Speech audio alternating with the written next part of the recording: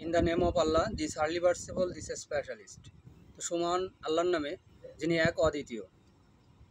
তো আমরা আজকে দেখব যে একটা ভাই বলছে যে মিজানুর রহমান আজহারিকে শেষ করে দেওয়া হবে। তো ডক্টর মিজানুর রহমান আজহারি, দেখো ভাই, সে কি তোমার বাপদাদার সম্পত্তি নাকি? ডক্টর মিজানুর রহমান আজহারি সে এমন একজন মানুষ, এমন একজন ব্যক্তি যিনি কিনা জন্ম নিছে বাংলাদেশে, কিন্তু তার পড়াশোনা কিসের উপরে? অ্যারাবিকের উপরে, অ্যারাবিক লাইনে পড়াশোনা, আরবির উপরে। মনে করো সে ব্যক্তি ইসলামের একজন বড় দায়ী। দেখো আজকে বাংলাদেশে কোন তন্ত্রের উপরে চলে জানো? আওয়ামী লীগ তন্ত্র। এই পৃথিবীতে 4টে তন্ত্র আছে: সমাজতন্ত্র, রাজতন্ত্র, একনায়কতন্ত্র, গণতন্ত্র। যদিও বা দেশটা গণতন্ত্রের উপরে চলে, কিন্তু না, সেটা চলে কিসের উপরে? আওয়ামী লীগ তন্ত্রের উপরে। এই আওয়ামী লীগ তন্ত্রের উপরে এটার সংজ্ঞা হচ্ছে, আজকে যারা মনে করতেছে যে ডক্টর আজহারিকে শেষ করে দেওয়া হবে, দেখো এখন হাজারো আজহারি বাংলাদেশের বুকে কলম জন্ম নিয়ে এনেছে, এখন আর কলম সেই দিনটা নেই, সেই সময় বা সেই দিন নেই। সেই তোমার কি করছে? না তুমি কোনোদিন গেছো অক্সফোর্ডের বারান্দায়, না কোনোদিন এসে গেছো ক্যামব্রিক্স নাকি হারবার্ড, কোনো জায়গায় যাওনি। শুধু কী চিনিছো জীবনে? জীবনে চিনিছো ওই ঢাকা বিশ্ববিদ্যালয় আর জাহাঙ্গীরনগর বিশ্ববিদ্যালয়, এগুলো ছাড়া আর কিছু চেনোনি। এমনকি ঢাকা এশিয়ান ইউনিভার্সিটিও চেনো না। তার মানে তোমাদের এই চিনার সর্বোচ্চ এই পর্যন্ত। আর তোমাদের কথার বলি কি, বড় বড় একজন আলেমকে নিয়ে কথা বলার আগে অনেক কিছু ভাবা লাগে। হ্যাঁ, তো আমরা যদি দেখি যে বাংলাদেশে আজকে কেন এরকম হচ্ছে, দেখো এদেশে মানুষের ধর্মীয় জ্ঞানের থেকে ধর্মীয় আবেগটা অনেক বেশি। ধর্মীয় জ্ঞানের থেকে কি, ডক্টর জাহাঙ্গীর উনি বলছিল যে কি, এদেশের মানুষের ধর্মীয় জ্ঞান নেই, কিন্তু কি আছে, আবেগ বেশি ধর্মের প্রতি। আর সে যে কোনো ধর্ম, তুমি যদি বলো এই খ্রিস্টানদের উপরে, তাও তারা অর্থোডক্স নিয়ে আসে, ক্যাথলিক নিয়ে আসে, ঠিক আছে। আর তুমি যদি হিন্দুদের কথা বলো, একজন আছে কৃষ্ণ নিয়ে, একজন আছে মা দুর্গাকে নিয়ে। আর যদি তুমি মুসলমানদের কথা চিন্তা করো, তা আছে কি নিয়ে? 305টারও বেশি দল নিয়ে। দেখো যে দলটা নবী করিম সাল্লাল্লাহু আলাইহি ওয়াসাল্লাম আমাদেরকে বলছে যে কি করো, ইকরা বিসমি রব্বিক আল্লাযী খলাক, পড়ো তোমার প্রভুর নামে যিনি তোমাকে সৃষ্টি করছে। নবী করিম সাল্লাল্লাহু আলাইহি ওয়াসাল্লামও কী করছে? সে গোলাম পড়ছে। তাকে মুজাম্মিলের ভিতরে বলা হয়েছে যে গুরুবার বাণী, কোরআনকে ফলো করতে বলতেছে। হ্যাঁ, তো আমরা দেখো আজকে আমরা আলেমদেরকে নিয়ে কি করতেছি? বড় বড় কথা বলতেছি, তাদেরকে কি করতেছি? তাকে মারা হবে, তার গেঞ্জি খুলে নেওয়া হচ্ছে, তার জামা খুলে নেওয়া হচ্ছে। এই যে কটূক্তিগুলো আজকে করতেছে মানুষ, দেখো মৃত্যুর পর তুমি যখন কবরে যাবা, তোমার কি ওই আওয়ামী লীগ বিএনপি এসে তোমার কবরে শোয়াবে, নাকি তোমার আর কেউ এসে শোয়াবে? যদি তুমি হিন্দুও হও, তাও তো তোমার পুরোহিত লাগবে, নাকি? একজন পুরোহিত লাগবে। তুমি যদি খ্রিস্টান হও, তোমার একজন যাজক লাগবে। তোমার শেষ কৃত্য সমাধান করতে গেলে যাজক লাগবে।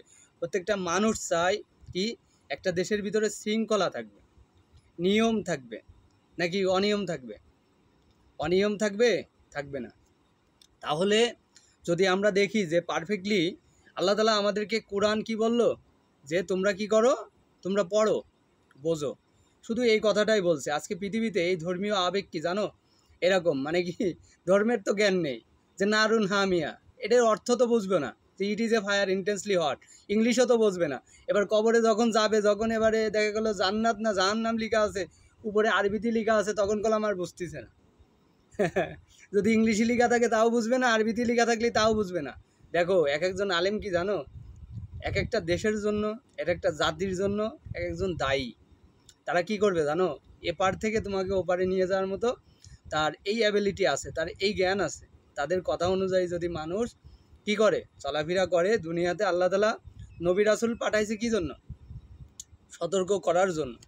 তো এক একজন আলেমকেও কি বলছে যে নবী, মাকানা মুহাম্মাদুন আবা আহাদিম মির রিজালিকির রাসূলুল্লাহি খাতামান নাবিয়িন ওয়া কানা আল্লাহু বিকুল্লি শাইইন আলিমা।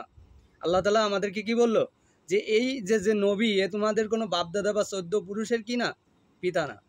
তাহলে উনি কার পিতা? আল্লাহ বললো সে একজন রাসূল এবং সে একজন নবী। সে এমন একজন নবী যার পরে আর পৃথিবীতে কোনো নবী বা রাসূল আসবে না। তা আসবে কে? আসবে হচ্ছিল আউলিয়াগণ, জ্ঞানীগণ, আউলিয়াগণ, ইমামগণ, তারা আসবে।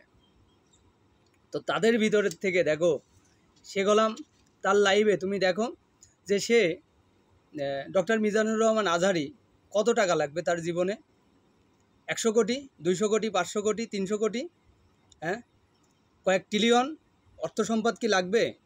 সর্বোচ্চ তার পারিশ্রমিক যতটুক, সে ততটুক নিয়ে তার বাড়িকে সেই তার ভিতরে রেখে সে কী করবে? তার ফ্যামিলিকে চালাবে। আর তুমি কি করবা? তোমার এই সব টাকা পয়সা লাগবে, কারণ কি তুমি যে ওই যে আসলে গণতন্ত্র আওয়ামী লীগ তন্ত্রের ভিতরে ঢুকে গেছো। গণতন্ত্র একেবারে খারাপ না, কিন্তু তন্ত্র তো আওয়ামী লীগ তন্ত্র হয়ে গেছে ভাই। দেশের ভিতরে একই আওয়ামী লীগ তন্ত্র তো যাবে না কোনো দিন। বিএনপি আর আওয়ামী লীগ এই দুইটা মিলেই একই তন্ত্র, এটা কোনো আলাদা আলাদা নতুন কোনো তন্ত্র না। এদের কাজই কি?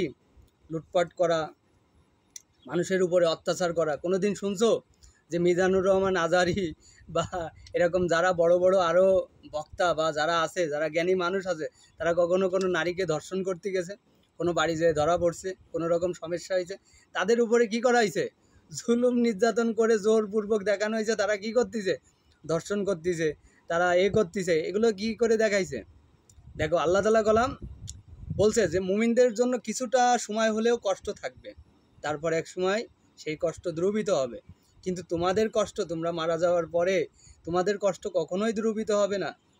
হ্যাঁ, আরবের লোকজনরা কি করতো জানো? লা ইলাহা ইল্লাল্লাহ মুহাম্মাদুর রাসূলুল্লাহ এটা বলতো না, শুধু বলতো কি ইল্লাল্লাহ বলতো। কি বলতো? শুধু আল্লাহকেই ভালোবাসতো। তারা অনেক ধরনের আল্লাহর বিভিন্ন মূর্তি তৈরি করেছে, করে আল্লাহকেই বিশ্বাস করতো, কিন্তু রাসূলকে কখনো বিশ্বাস করতো না। সমস্যা ছিল এইটা। তো আজকের দুনিয়াতে যদি আমরা ইমামদেরকে বিশ্বাস না করি, ইসলামিক নেতাদেরকে বিশ্বাস না করি, তাহলে এই মানুষগুলো ভবিষ্যতে কোন পর্যায়ে যাবে জানো? আল্লাহ তাআলা বলতেছে, এখন তো এলিনের বছর চলতেছে, 2025, 26, 27, 28, হ্যাঁ, এই সালগুলো খুবই ভয়ানক হবে মানুষের জন্য, দুর্ভিক্ষ। বাংলাদেশে তুমি যদি দেখো যে 70% মুসলমান, 30 আর কি আছে 20% মনে করো, 25% আছে হিন্দু, হ্যাঁ, তার ভিতরেও কি আছে? খ্রিস্টান আছে, বৌদ্ধ আছে। দেখো, তারা গলাম তাদের ধর্মগুলোরেও রেসপেক্ট করতেছে, কিন্তু মুসলমান কি করতেছে?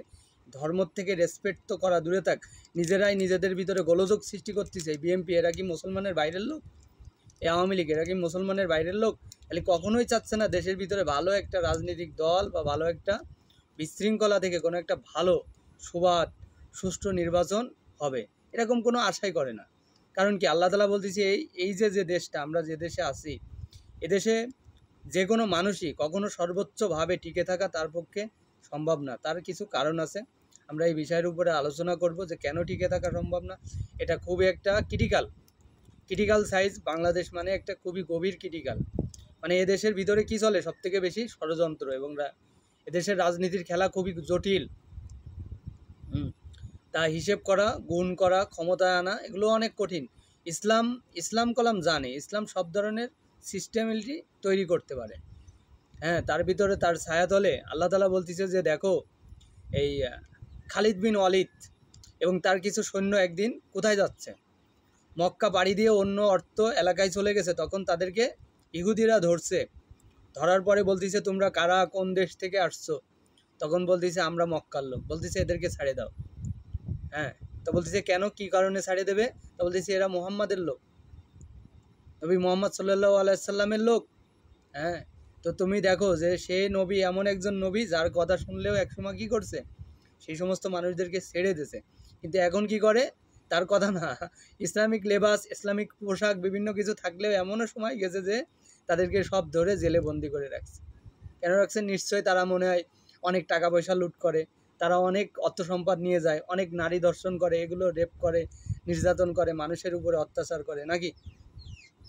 জনগণ কলাম এরকম এই কথা বলে গেছে। কে বলে গেছে? দেলোয়ার হোসেন সাঈদী আমাদেরকে কি বলে গেছে? বাংলাদেশে প্রত্যেকটা মুসলমানের সন্তানদেরকে বলে গেছে, আমার মতো একজন দেলোয়ার হোসেন সাঈদী যদি না থাকে, প্রত্যেকটা ঘরে ঘরে হাজার হাজার দেলোয়ার হোসেন সাঈদী জন্ম নিয়ে নেন। এগুলো নিয়ে এনেছে কলাম, বহু আগেই নিয়ে এনেছে। প্রত্যেকটা মানুষের ভিতরে আল্লাহ তাআলা বলতেছে যে তার ভিতরে তার কোরআন পৌঁছে যাবে। হ্যাঁ, যে আলিফ লাম মিম জালিকাল কিতাবুল লা রাইবা ফি হুদাল লিল মুত্তাকিন, এখানে কি বলা আছে? যে এই সরল রাস্তায়, সহজ পথটা, এমন কোনো পৃথিবীর মানুষ থাকবে না যার ঘরের কাঁচামাটির ঘরগুলোতেও পৌঁছে যাবে। বিল্ডিং স্ট্রাকচার যা ডিজাইন যা কিছু পৃথিবী থাকে না কেন, ওই অ্যারোপ্লেন, নাসা, সব জায়গায় কি হবে? পৌঁছে যাবে। অর্থাৎ ভালো খারাপ সবই থাকবে, সব ধর্মের ভিতরে আছে ভালো খারাপ সব ধর্মের ভিতরে আছে, কিন্তু সব ধর্ম প্রত্যেকটা লোকই, প্রত্যেকটা সচেতন জনগণ চাই কি যে দেশের ভিতরে সুন্দর সুস্থ মানুষ জন্ম নিক, দেশের রাজনীতি সুস্থ জন্ম নিক। পৃথিবীর তুমি যত দেশেই যাও না কেন, এশিয়া মাইনর বাদে পৃথিবীর বেশ কিছু অন্য অন্য তুমি যদি অন্য কান্ট্রিগুলোতে ঘোরো, হ্যাঁ, সেসব জায়গায় তোমার একটা থাকবে, একটা নিরাপত্তার চাদর থাকবে। কেন থাকবে জানো? তারা তাদের দেশকে ওইভাবে নিরাপত্তার চাদরে গঠন করছে। তারা নবী মুহাম্মদ সাল্লাল্লাহু আলাইহি সাল্লামের দিন প্রতিষ্ঠা তারা করেনি, কিন্তু তার সম্পূর্ণ ডিজাইন এক্সট্রাকশন নিয়ে নেছে, নিয়ে কী করছে, সেই শহরকে নির্মাণ করছে। যার কারণে তুমি তাদের দেশে কোনো রকম প্রবলেম দেখবা না। তুমি দেখবা এশিয়ার ভিতরে, ভারতে দেখবা বিশৃঙ্খলা, শ্রীলঙ্কায় দেখবা বিশৃঙ্খলা, পাকিস্তানে দেখবা, আফগানিস্তানে দেখবা, বাংলাদেশে দেখবা।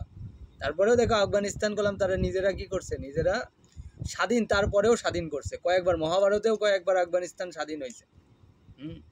মহাভারতের সময় থেকেই আফগানিস্তান, এখন থেকে না, এটা বহু আগে, এটা দাপর যুগে।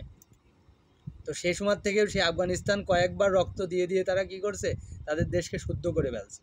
আর বাংলাদেশ তো রক্ত দিতে কম জানে না, এমনি রক্ত দিতে জানে। দ্বিতীয়ত দেখো, এই জন্য আলেমদেরকে নিয়ে কথা বলার আগে অনেক চিন্তা ভাবনা করবা। একজন আলেমকে নিয়ে কথা বলার আগে তুমি যদি দেখো, তোমার এই কারণে তোমার বংশ একবার কি হয়ে যাবে জানো? আল্লাহ তাআলা বলতেছে যে যে নবীর বিরুদ্ধে ষড়যন্ত্র করে, নবী মুহাম্মদ সাল্লাল্লাহু আলাইহি ওয়াসাল্লামের বিরুদ্ধে ষড়যন্ত্র করে, হ্যাঁ, মুসলিম শরীফ হাদিস, তার বংশ কি হবে? নির্বংশ। তার বংশ কি? নির্বংশ। এটা কলাম অনেক অনেক, তুমি দেখো, আমি কলাম অনেক ধর্ম সম্পর্কে কথা বলি, অনেক ধর্মের কথাবার্তা বলি, তাদের ধর্ম তাদেরকে বোঝানো হয়, এটা তাদের আমাদের জন্য না। কিন্তু মুসলমানরা যদি তার নবী মুহাম্মদ সাল্লাল্লাহু আলাইহি ওয়াসাল্লামের বিরুদ্ধাচারণ করে, আল্লাহ তাআলা বলতেছে যে তার আর কী হবে? আর সেই রাসূলকে যারা সম্মান করে, যারা তাদেরকে মানে, সেই সমস্ত মানুষদেরকে যদি তুমি অসম্মান করো, তোমরা কী হবে? নির্বংশ হবে। অর্থাৎ শ্রদ্ধা, এই শ্রদ্ধা কলাম একটা সময় ছিল বাঙালির ভিতরে, এখন কলাম আলেমদের প্রতি সেই শ্রদ্ধাটা বাঙালির ভিতরে নেই। তার কারণ কি? কারণ এই যে শ্রদ্ধা উঠে যাচ্ছে, দিন দিন শ্রদ্ধা উঠে যাচ্ছে। আল্লাহ তাআলা বলতেছে যে আমি অধিকাংশ মানুষ যারা কি করব, জাহান্নাম পরিপূর্ণ করব। জাহান্নাম কলাম ডাকতেছে, জাহান্নাম কি? ইট ইজ এ ফায়ার নারুন হামিয়া। সে দোজক কলাম কি করতেছে? আমাদের জন্য ডাকতেছে। জাহান্নাম কলাম অনেক কঠিন ভাই। সেখান থেকে তুমি সামান্য, তোমার হাতে যদি সামান্য গরম পানি পড়ে, মানে ওয়াটার যদি পড়ে, সামান্য উত্তাপ্ত অগ্নি সামান্য হালকা পড়ে, তোমার কতটুকু কষ্ট লাগবে? জাহান্নামের আগুন কলাম থামবে না। আর তুমি যদি সেই নবীর বিরুদ্ধে চারণ করো, সেই সমস্ত নবীকে যারা ভালোবাসে তাদের বিরুদ্ধে চারণ করো, আল্লাহ তোমাকে কি করবে? তোমাকে নির্বংশ করবে। দেখা গেল আজকে করবে না, তোমার পূর্বপুরুষদেরকে নির্বংশ করে দেবে। দিছে না?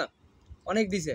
তুমি অন্য জাতির দিকে খেয়াল করো না, অন্য অন্য জাতির দিকে খেয়াল করো, আমি নাম বলতে চাচ্ছি না, হ্যাঁ, তুমি খেয়াল করো, তারা কলাম নির্বংশ হয়ে গেছে, তারা কলাম বংশ নেই, তাদের বংশ কী হয়ে গেছে? নির্বংশ হয়ে গেছে। তারা ভীত বিহ্বল থাকে, তারা জানে যে এই সত্য পথ কোনটা আর অসত্য পথ কোনটা।